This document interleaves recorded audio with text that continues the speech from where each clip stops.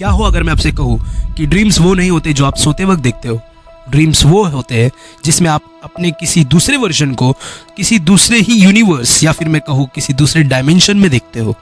देखो, ड्रीम से रिलेटेड आपको काफ़ी सारे थियरीज मिल जाएंगे, जैसे कि जब भी आप सोते हो तो आप जो भी विजुअलाइज करते हो वो सारी चीज़ें आपकी सोल ने आपके बॉडी के बाहर आकर की गई होती है, या फिर जब भी आप सोते हो तो आपका जो सोल है वो आपके बॉडी को छोड़कर कहीं टहलने निकल जाता है।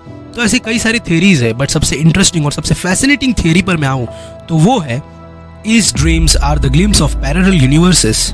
क्या हमारे सपनों का एक्चुअली में कोई कनेक्शन है मल्टी रियलिटी डायमेंशन से?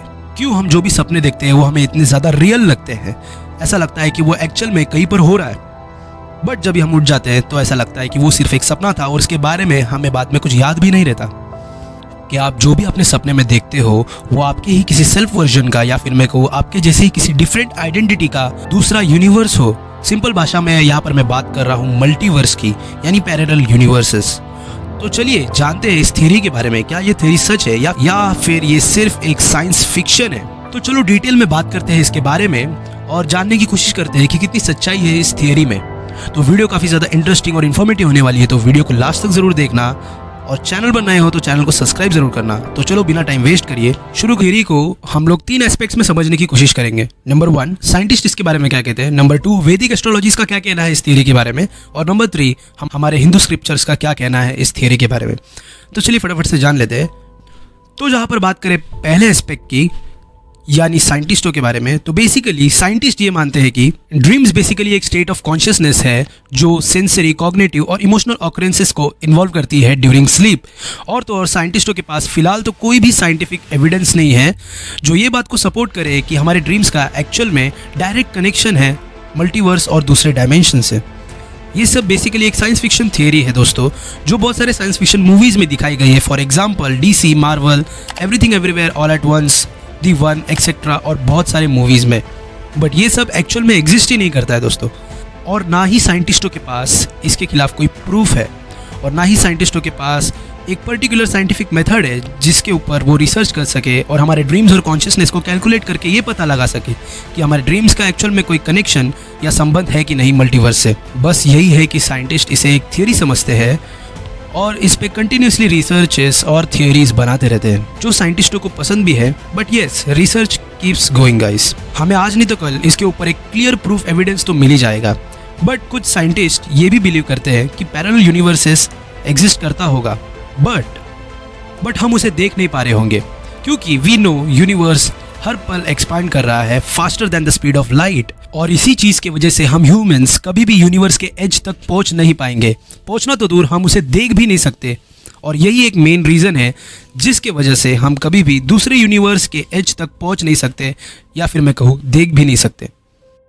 और तो और हमारे ऑब्जर्वेबल यूनिवर्स का जो डायमीटर है वो 93 बिलियन लाइट ईयर्स है, और ये भी कोई कंफर्म रिकॉर्ड नहीं है। साइंटिस्टों का मानना है कि यूनिवर्स का डायमीटर इससे भी ज़्यादा बड़ा हो सकता है। क्यों? तो चलो अभी बात करते हैं कि वैदिक एस्ट्रोनॉमर्स का क्या कहना है इसके बारे में।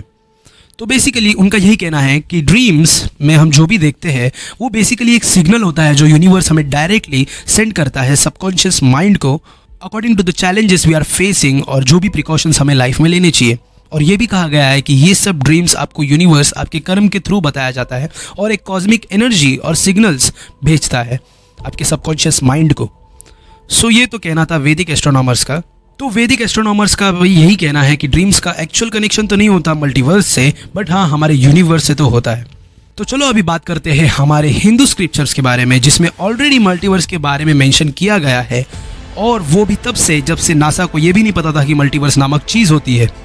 तो जैसा कि हमें पता है हमारे हिंदू स्क्रिप्चर्स यानी उपनिषद्स और पुराणों में मल्टीवर्स का कॉन्सेप्ट पहले से एग्जिस्ट करता है, जिसमें ये बताया जाता है कि हमारी तरह ऐसे कई सारे यूनिवर्सेस हैं जो एग्जिस्ट करते हैं और जो एटम्स की तरह कॉन्स्टेंटली मूव करते हैं। और ये भी कहा जाता है कि हमारा जो मल्टीवर्स है वो एक पर्टिकुलरली एक साइक्लिक प्रोसेस को फॉलो करता है, जिसमें हर एक मल्टीवर्स डिसॉल्व हो जाता है, यानी ख़त्म हो जाता है हर 3.1 मल्टीप्लाई बाय 10⁻14 ईयर्स में, यानी लगभग 310 ट्रिलियन साल में। और फिर दूसरे मल्टीवर्स की शुरुआत होती है। बट यहाँ पर हम बात करें ड्रीम्स की, तो बेसिकली हिंदू स्क्रिप्चर्स में ड्रीम्स को एक इल्यूजनल वर्ल्ड बताया जाता है जो कि हमारे लॉर्ड विष्णु के थ्रू क्रिएट किया जाता है। और बेसिकली ड्रीम्स को एक सेल्फ रियलाइजेशन टुवर्ड्स रियलिटी माना जाता है हिंदू स्क्रिप्चर्स में। बट ड्रीम्स और पैरेलल यूनिवर्स का आपस में कुछ लेना देना नहीं दिखाया गया है हिंदू स्क्रिप्चर्स में। हाँ, बट यहाँ पर मल्टीवर्स का कंसेप्ट तो ज़रूर मेंशन किया गया है, लेकिन उसका ड्रीम्स और मल्टी डायमेंशनल रियलिटी से कोई कनेक्शन नहीं बनाया जाए। तो दोस्तों, आपको इन तीनों एस्पेक्ट्स में से कौन से चीज़ें वैलिड और सही लग रही है मुझे कमेंट्स में ज़रूर बताना। और क्या लगता है आपको कि हमारे ड्रीम्स का एक्चुअल में कोई कनेक्शन हो सकता है, या फिर रिसर्चर्स के थ्रू हमें पता चल सकता है कि हमारे ड्रीम्स का कनेक्शन बन रहा है कुछ पैरेलल यूनिवर्सेस से। तो देखो, जैसे इसके बारे में कुछ और अपडेट मुझे पता चलेगी तो मैं इसके ऊपर और भी वीडियोज़ लाऊंगा। तो अगर आपको वीडियो अच्छी लगी तो वीडियो को लाइक कर देना और अपने दोस्तों के साथ शेयर करना मत भूलना। और अगर आपने वीडियो लास्ट तक देखी है तो थैंक्स फॉर वॉचिंग। जय हिंद गाइस, मिलते हैं अगले वीडियो में।